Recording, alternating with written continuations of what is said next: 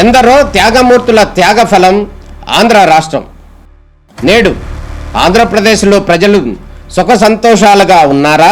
ప్రస్తుతం ప్రజల మధ్య ఉన్న కులాల కుంపట్లు ఎవరి కోసం?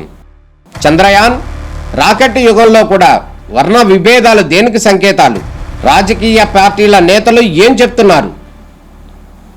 నేటి కాలంలో ప్రపంచాన్ని శాసించే మన యువత మేధాశక్తి ఏం కోరుకుంటుంది? తెలుసుకోవాలంటే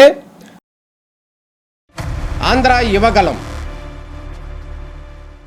ప్రజల మాటే మా నోట. సార్ నమస్తే sir. First of all thank you so much sir. మీరు క్యాబినెట్లో క్లియర్గా చెప్పారు ఇట్స్ నాట్ ఏ టూర్ అని. అలాగే లెర్నింగ్ టూర్ లాగా ఇది జరిగింది సార్. డే ఫస్ట్ స్టార్టింగ్ మేము దిగిన తర్వాత అరౌండ్ 11 o'clock మాకు స్టార్ట్ అయిన జర్నీ. 7th డే 8 o'clock మా ఫ్లైట్, 4 o'clock మేము ఎయిర్పోర్ట్కి రీచ్ అవ్వాలి. 2 o'clock వరకు మీకు క్లాసుల్లోనే ఉన్నాం. అంటే చాలా మంది ఏంటంటే ఇదేదో ట్రిప్, ఎంజాయ్మెంట్ ట్రిప్ అది ఇది అని మాట్లాడారు, కానీ కంప్లీట్ లెర్నింగ్. షాపింగ్ కూడా పోలేదు అది సార్. కంప్లీట్ గా ఎవరు మాట్లాడినా ముస్తాఫా షాపింగ్ లేకపోతే రారు ఇండియాకి.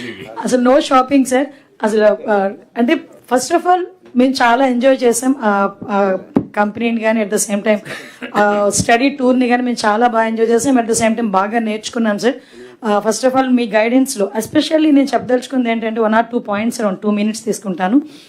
ఎవ్రీవేర్ నేను సింగపూర్ వెళ్ళిన దగ్గర నుంచి మేము ఎండింగ్ వచ్చినంత వరకు ఎక్కడో అక్కడ ఏదో ఒక షాడో సీఎం గారిది కనిపిస్తూనే ఉంది.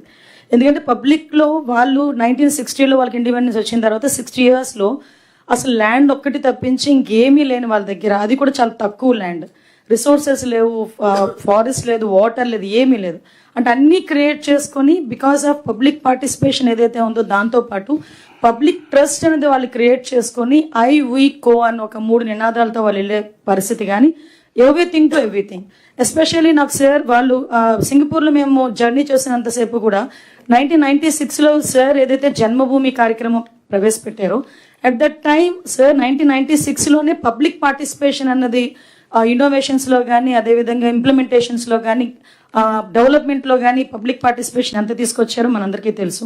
దాన్ని అగైన్ 2015లో మళ్ళీ జన్మభూమి మా ఊరు కార్యక్రమాన్ని ఏర్పాటు చేసుకొని అగైన్ దాన్ని మళ్ళీ అక్కడ మంచి తీసుకొచ్చి పబ్లిక్ పార్టిసిపేషన్ తీసుకురావడం. ఇందులోని నేను అబ్జర్వ్ చేసింది ఏంటంటే పబ్లిక్ పార్టిసిపేషన్తో పాటు వాళ్ళు పబ్లిక్ ట్రస్ట్ అన్నది వాళ్ళు ఎక్కువగా క్రియేట్ చేయగలిగారు. అందువలన వాళ్ళు మేజర్ వేలో వాళ్ళు సక్సెస్ అవ్వగలిగారు అన్నది మాకు కొంత అవగాహన ఏర్పడింది.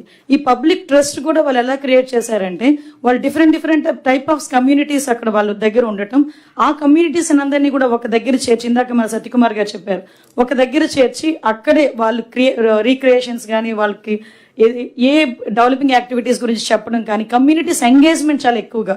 అంటే ఫర్ ఎగ్జాంపుల్ ఒక community leader what ever it, ఇప్పుడు ఒక ఇంప్లిమెంటేషన్ గవర్నమెంట్ నుంచి తీసుకెళ్లాలి అనుకునేటప్పుడు ముందుగానే పబ్లిక్ని మోటివేట్ చేశారు, పబ్లిక్ని దాన్ని అడాప్ట్ చేసుకునేటట్టుగా చేశారు, పబ్లిక్ నుంచి ఫీడ్బ్యాక్ తీసుకున్నారు, దెన్ వాళ్ళు ఇంప్లిమెంట్ చేశారు. సో ఆటోమేటిక్గా ఆ సక్సెస్ అనేది సాధించారు. మా డిపార్ట్మెంట్ వైజ్గా చూసుకుంటే ఒక బ్యూటిఫుల్ థింగ్ మనందరం కూడా ఇంతకు ముందు తెలుసు, మనకి ఎన్సీసీలు ఎన్ఎస్ఎస్లు ఎంత బలంగా పనిచేసేవో మనకు తెలుసు. వీళ్ళ దగ్గర కూడా +2 అయిన తర్వాత డిసిప్లిన్ అనేది మెయిన్ కావాలి. కాబట్టి ఆ డిసిప్లిన్ క్రియేట్ చేయడానికి +2 అయిన తర్వాత కంపల్సరీగా ఒక 2 years వాళ్ళు డిఫెన్స్ కోచింగ్ తీసుకోవాలి. అలాంటిది ఇప్పుడు దయచేసి ఇక్కడ కలెక్టర్స్, అదేవిధంగా హెచ్ఓడీస్ అందరూ, అన్ని డిపార్ట్మెంట్స్ హెచ్ఓడీస్ కూడా ఉన్నారు. దాన్ని ఏ రకంగా మనం ఇంప్లిమెంట్ చేయగలము అది కూడా ఒక సర్టిఫికేట్ కోర్సు లాగా మన మంత్రి గారు నారా లోకేష్ గారు కూడా నిన్నే చెప్పినప్పుడు కూడా మాట్లాడారు సార్ కూడా, ఎన్సీసీని ఎలా ఇంప్లిమెంట్ చేయాలి, మళ్ళీ తిరిగి ఎలా ఇంప్లిమెంట్ చేయాలి, దాని మీద కూడా ఒక కార్యాచరణ పెట్టుకుంటే ఒక మంచి, అంటే ఒక డిసిప్లిన్ జనరేషన్ని మనం ఇవ్వగలం అన్నది నా ఒపీనియన్.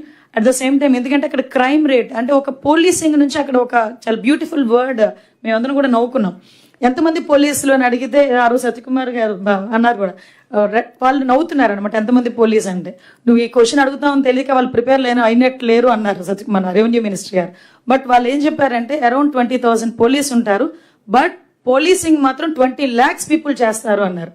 అంటే ఫ్రమ్ పోలీస్ టు పోలీసింగ్, అంటే పబ్లిక్ని కూడా వాళ్ళు పోలీసింగ్ సిస్టంలోకి ఎలా తీసుకొచ్చారు, ఎలా మోటివేట్ చేశారన్న దానికి వాళ్ళకి ఎగ్జాంపుల్గా ఒక వర్డ్ చెప్పారు.